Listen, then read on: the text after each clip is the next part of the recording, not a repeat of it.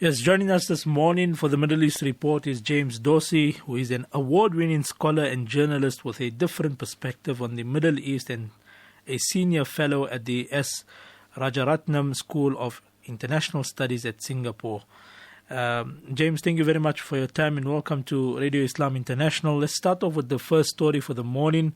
This week's presumably Israeli killing in Beirut of senior Hamas official Saleh al-Aruri raises the specter of renewed tit-for-tat Palestinian and Israeli killings in third countries.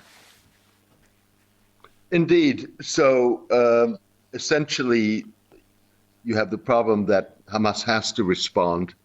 The response, if it were a barrage of rockets fired out of Gaza at Israeli citizens and towns, would not be a response that Hamas would consider sufficient. The chances for Hamas successfully attacking a government facility inside Israel or a senior Israeli official in Israel is highly unlikely. So what it is left with is the option of targeting Israeli governmental diplomatic facilities or officials, representatives abroad. And I think that's what we may very well see.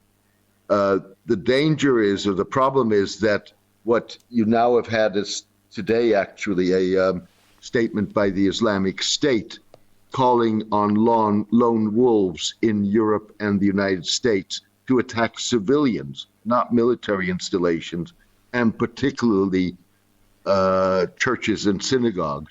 So I think that you're going to see an expansion of the Gulf War in basically what's going to be tit-for-tat attacks in third countries.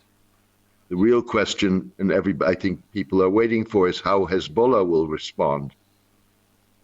And talking about Hezbollah, the killing of Aruri puts Lebanese Shiite militia Hezbollah between a rock and a hard place. Indeed.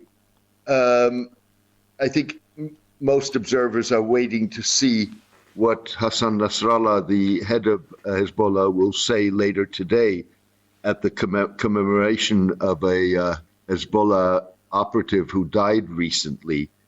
He gave a speech 2 days ago in which he basically bought himself time by saying very little about the killing of al-Aruri and saying that he would respond and discuss that in greater detail on Friday, i.e. today.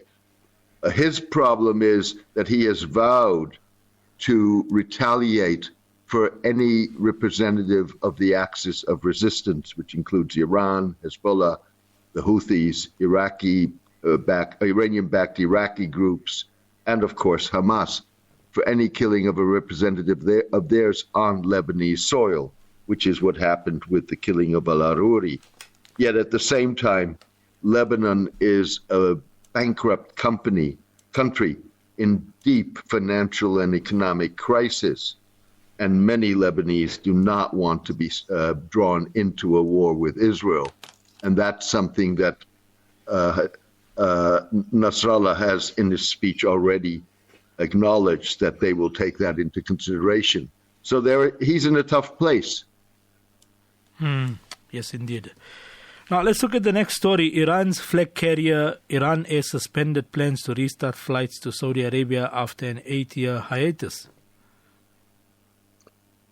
Exactly.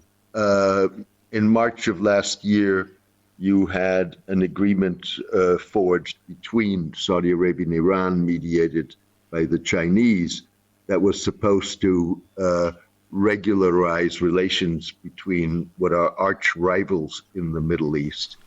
And the first concrete expression of that, beyond the reestablishment of diplomatic relations, that flights between the two countries were supposed to start again. There had been no direct flights for the past 8 years since diplomatic relations have been broken off by Saudi Arabia.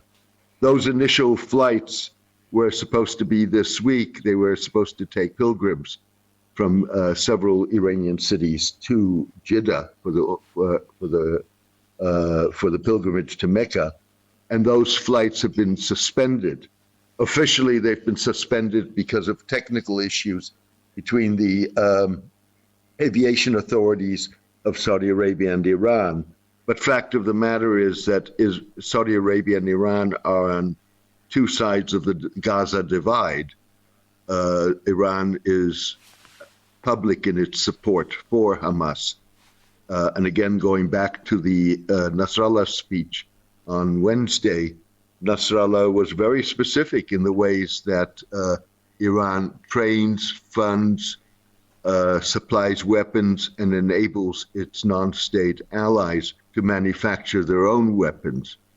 And so I think one cannot see the failure to restart flights between Iran and Saudi Arabia independent of a larger context, which is the Gaza war.